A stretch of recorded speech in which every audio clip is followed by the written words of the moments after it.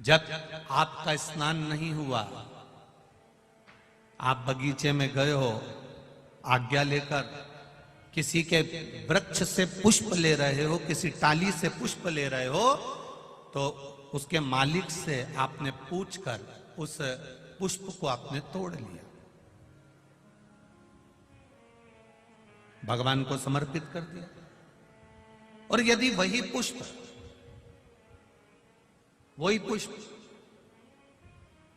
आप बिना पूछे, जिसका बगीचा है, जिसका पौधा है, जिसका पेड़ है, उससे तुमने पूछा ही नहीं, और तुमने तो सोचा हाँ सवेरे सवेरे कौन देख रहा है, फूल तोड़ा लिया और शंकर जी को चढ़ा दिया।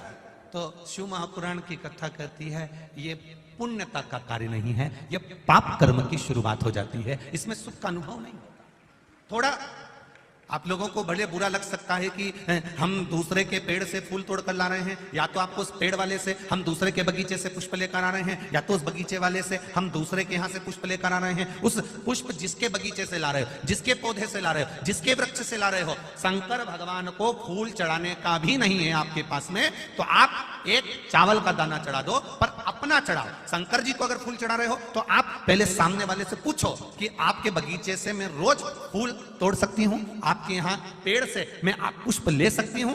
अगर वो कह दे हाँ हमारे यहां तो लगे ही रहते हैं, तुम्हारा मन करा करे तोड़ लिया करो, तुम्हारा मन करे उतार लिया करो और भगवान को चढ़ा दिया करो। तो वो पुष्प जब आप शिव जी को चढ़ाओगे तो आपको जीवन में एक आनंद की अनुभूति होगी और आपके कार्य सफल होना प्रारंभ हो जाएंगे अपने आप।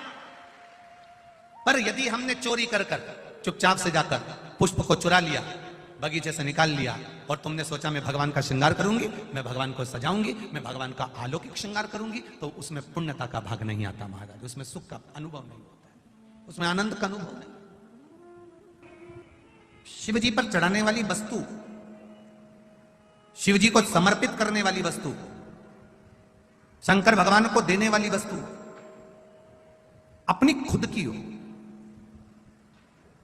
पहले के लोग क्या करते थे, मंदिर जाते थे, मंदिर का ही जल भरकर शिव जी को चढ़ा देते थे। अब आप लोग मंदिर का जल लेते हो क्या? बोलो बोलो जम के बोलो जरा। नहीं लेते। कहां से लेकर जाते हो? अपने अपने घर से लेकर। कारण क्या है?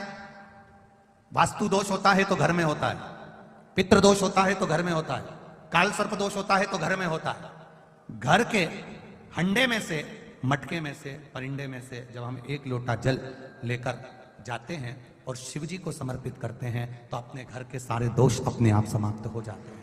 केवल जल समर्पित कर देने पर, केवल जल चढ़ा देने पर सारे दोष मिट जाते हैं, सारे दोष।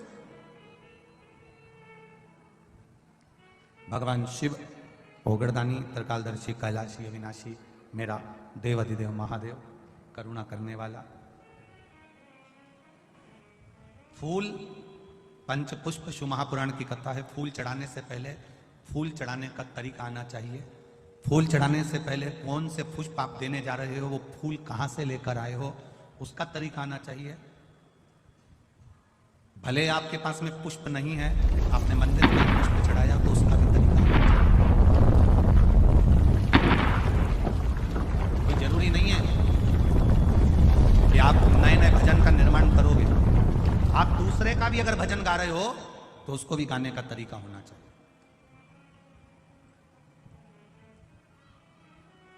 कभी कभी आप भी जाते जाते रास्ते में किसी का पौधा देख लेते हो, किसी का पेड़ देख लेते हो, किसी का बगीचा देख लेते हो, किसी की वस्तु देख लेते हो, आपके भीतर भी वो भाव जागृत हो जाता है कि ये अच्छा फूल है, मैं भगवान के लिए तोड़ लेती हूं। अभी नवरात्रे चल रहे हैं, लाल कलर का वो फूल होता है ना, तो लोग किसी के भी पेड़ से, किसी के भी बगीचे से, किसी के यहां से भी तोड़ कर ले आते हैं, देवी जी को चढ़ा देते हैं, बड़े प्रेम से पल्लू वल्लू लेके खुश होके। तुम सोचती हो कि देवी मैया प्रसन्न होगी, देवी जी कह रही है अरे वो चोटी, बताओ, दूसरे के घर का चुरा कर लिया, दूसरे के घर का उठा कर लिया, दूसरे का सामान लेकर आ गई और चढ़ा कर कह रही है कि मैंने भगवान का पूजन कर दिया, भगवान की आराधना कर दी, भगवान की सेवा कर दी। ना ना,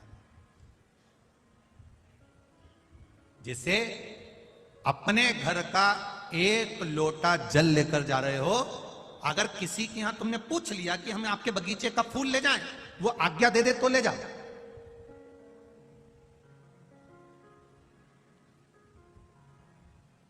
वो आज्ञा दे, लेकर जाओ। आज्ञा होने के बाद में फूल शिव जी को चढ़ा रहे हो तो वायु पुराण कहती है, वायु पुराण वर्णन करती है। आप लोगों को तो मालूम होगा, आप लोग क्योंकि सब कोटेश्वर के पास के हो तो आप लोगों के तो स्मरण में होगा कि शंकर भगवान को या देवताओं को जो पुष्प चढ़ता है, उस फूल को अगर कोई पेड़ पे से, डाली पे से तोड़ा जाता है तो नहाकर नहीं तोड़ते। भगवान को चढ़ने वाले पुष्प को बिना नहाए तोड़ा जाता है, नहाकर पुष्प नहीं तोड़ा जाता।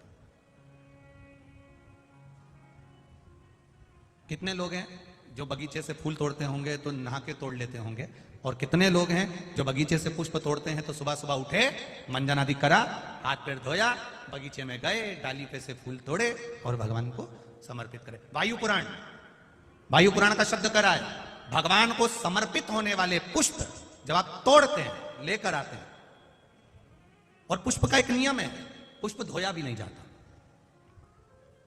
पुष्प को पानी में धोते नहीं, जैसा डाली से मिला है बस उसको लिया, रख दिया।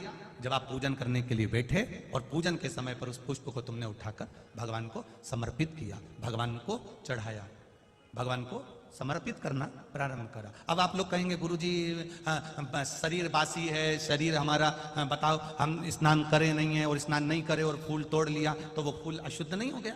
वो फूल शुद्ध ही नहीं हुआ। वायु पुराण कर रही है, वायु पुराण वर्णन कर रही है, भगवान को चढ़ने वाला पुष्प जब हम डाली पे से उतार कर लेकर आते हैं और लाकर हम भगवान के पास में कहीं स्थान पर रख देते हैं, और स्नान करने के बाद जब हम शंकर भगवान को याद, कोई भी राम जी को, कृष्ण जी को, ठाकुर जी को, देवी जी को वो पुष्प जब समर्पित करते हैं तो उससे ना जाने कितने कितने दोष हमारे जीवन के समाप्त हो जाते हैं। ये वायु पुराण वर्णन कर, ना जाने कितने कितने दोष हमारे समाप्त हो जाते हैं। ये वायु पुराण कर, ये वायु पुराण।